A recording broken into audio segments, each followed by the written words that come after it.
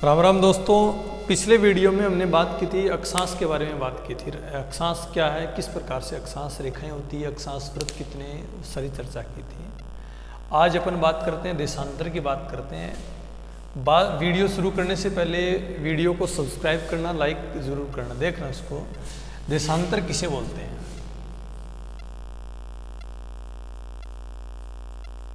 देशांतर, इन्हें मध्याह्न भी बोला जाता है, इन्हें याम्योत्तर भी कहा जाता है। देशांतर को मध्याह्न याम्योत्तर भी कहा जाता है। देशांतर उसे बोला जाता है दो अक्षांश के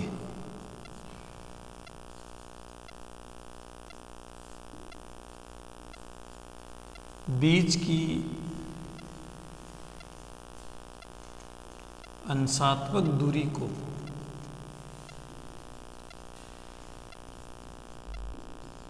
देशांतर कहते हैं। केवल देशांतर की बात है। देशांतर जिस प्रकार से हमारी पृथ्वी है, अंडाकार आकृति में है, 0 डिग्री भूमध्य है, जैसे ये दो अक्षांश है, इनके बीच की ये अंशात्मक दूरी है ना, ये दूरी, इस दूरी को देशांतर कहा जाता है। इस दूरी को देशांतर कहा जाता है। कितने होते हैं देशांतर? 360 होते हैं। आप गणित में आप पढ़ते हैं कि एक वृत्त के 4 कोनों का योग 360 होता है, तो उसी प्रकार हमारी पृथ्वी एक वृत्त है, उसके 4 कोनों का योग 360 है, देशांतर 360 होती है। देशांतर रेखा किसे बोला जाता है? देशांतर रेखा उसे बोला जाता है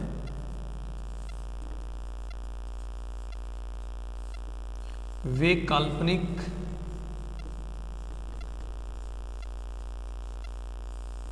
अर्धवृत्ताकार रेखाएं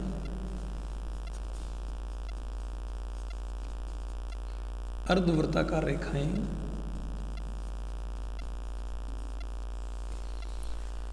जो ध्रुवों को आपस में जोड़ती हैं।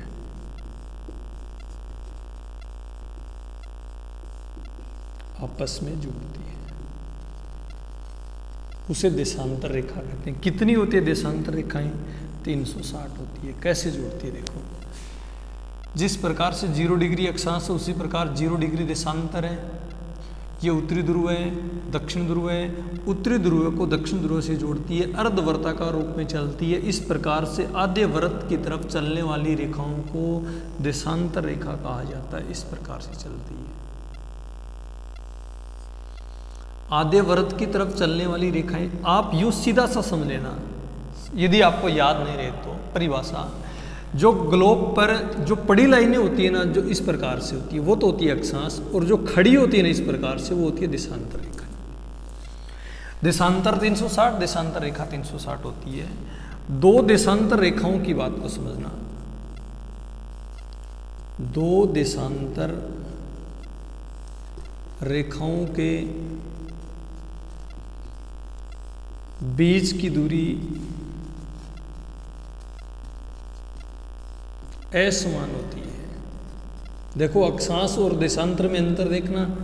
अक्षांश रेखाएं तो वृत्ताकार होती है, देशांतर रेखाएं अर्धवृत्ताकार होती है। दो देशांतरों के बीच की दूरी असमान होती है, दो अक्षांश रेखा के बीच की दूरी समान होती है। दो देशांतर रेखाओं के सर्वाधिक दूरी कहाँ पर होती है? इनमें सर्वाधिक दूरी होती है भूमध्य रेखा पर होती है।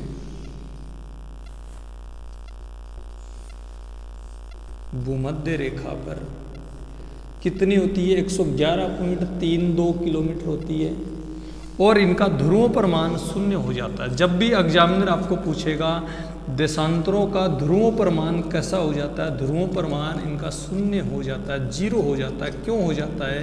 क्योंकि ये ध्रुवों पर मिल जाती है, इसलिए इनका मान 0 हो जाता है। यहाँ पर तो इनके बीच की दूरी ज़्यादा होती है, क्योंकि पृथ्वी बीच में मोटी ज़्यादा है, और ध्रुवों पर यहाँ से दूरी कम होती जाती है, दूरी कम होती जाती है, इधर भी दूरी कम होती जाती है, ध्रुवों पर आकर के मिल जाती है, तो ध्रुवों पर इनका मान 0 हो जाता है। देशांतर रेखा का कार्य क्या है? कार्य वही है, पहला कार्य सही स्थिति का निर्धारण करना, इनका पहला कार्य है। और इनका दूसरा कार्य है निर्धारण करना। दूसरा कार्य इनका समय का निर्धारण करना, ये बड़ा इंपॉर्टेंट है। समय का निर्धारण किस प्रकार से किया जाता है, आप समझना बातों को। समय किस प्रकार से दुनिया का समय लिया जाता है, वो देशांतर से लिया जाता है। इनकी चर्चा करते हैं एक बार। देखो समय का निर्धारण किस प्रकार से किया जाता है।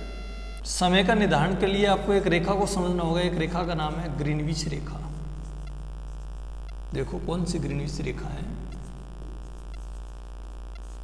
यूं समझना, 0 डिग्री अक्षांश रेखा गुजरती है ग्लोब के बीचों बीच 2 भागों में बांटती है। 0 डिग्री अक्षांश है, भूमध्य रेखा के नाम से इसे बोलते हैं। तो भूगोलवेताओं ने दिमाग लगाया कि पृथ्वी को 2 भागों में बांटने से इसका अध्ययन नहीं होगा, इसको 4 भागों में बांटा जाएगा। तो एक 0 डिग्री देशांतर को और भी खींचा गया। इस प्रकार से 0 डिग्री देशांतर रेखा है। इस 0 डिग्री देशांतर रेखा को ग्रीनविच रेखा के नाम से बोला जाता है। आप यूं समझना, 0 डिग्री देशांतर रेखा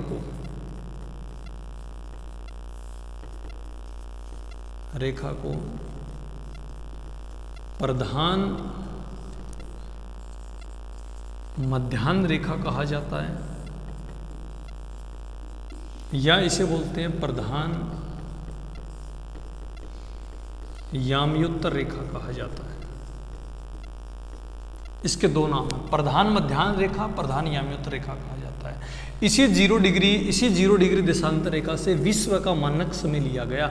आपको एग्जामिनर पूछेगा विश्व का मानक समय कितना डिग्री से लिया गया, 0 डिग्री देशांतर रेखा से लिया गया। कहाँ से गुजरती है ये 0 डिग्री देशांतर रेखा? इंग्लैंड के लंदन की ग्रीनविच वेधशाला के पास से गुजरती है। ग्रीनविच वेधशाला के पास से गुजरती है, इसलिए इसे ग्रीनविच रेखा के नाम से बोला जाता है। इसलिए इसे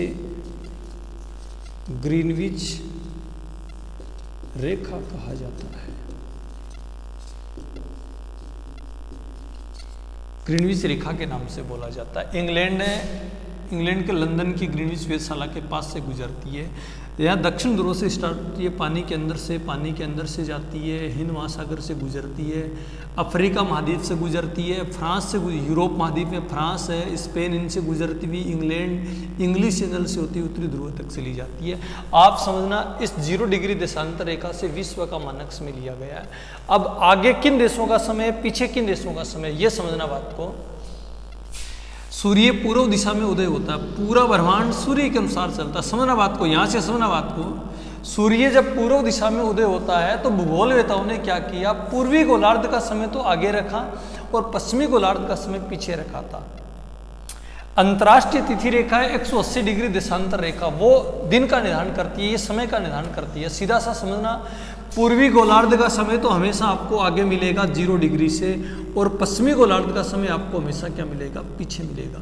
इस गोलार्ध में जो देश हैं उनका समय आगे। कारण क्या, सूर्य का कारण है। सूर्य जहाँ पहले उदय होता है वहाँ दिन पहले हो जाता है, सूर्य जहाँ बाद में उदय होता है वहाँ दिन बाद में होता है। तो यहाँ पर इसी गोलार्ध में भारत है, ऑस्ट्रेलिया है, इंडोनेशिया है, सिंगापुर है, इन देशों का समय, चीन है, इन देशों का समय 0 डिग्री से आगे चलता है। और जैसे अमेरिका है, वेस्ट इंडीज है, इन देशों का समय 0 डिग्री से पीछे चलता है।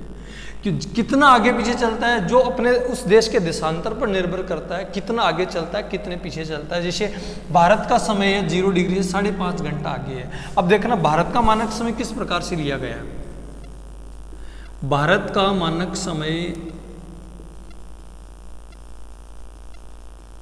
82.5 डिग्री पूर्वी देशांतर रेखा से लिया गया है,